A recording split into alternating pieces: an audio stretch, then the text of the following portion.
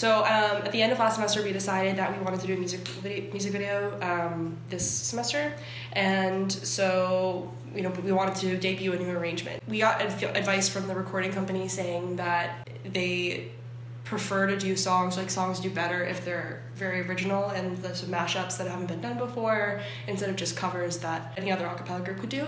So I was listening to Stay and It Pretty Hurts a lot while I was kind of going on my day, and it kind of just clicked at one point, and I was like, oh, these kind of work together. And then I started playing around with it a little bit more.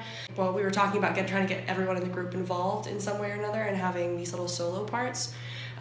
We created this idea of like these whispers to get everybody involved, and so there are these little tiny harmony parts throughout the whole song that are individualized to different people's voices and their special talents, and so that's going to be really, really cool to see how that all comes out. It definitely took a lot of planning. We made a schedule for the day with Jacob, having soloists and beatboxers come in first to do like a marked take. Then we had basses, tenors, altos, sopranos come in, like one person or two people at a time. And then the soloists and beatboxers came in again at the end and recorded the final track. It was a full day, but it was just like the coolest thing in the world to hear each individual part amplified. You were alone with those headphones, you were alone with your mic, and that's a really cool experience, especially as far as learning to inject more emotion into what we're singing. We really incorporated that in the other things that we've done as a group. So we all met with Kevin, our videographer, a few times before the video, and every time we would plan each shot and each solo line at a time. We needed to make sure 15 people were seen and had their own solo moments throughout the music video.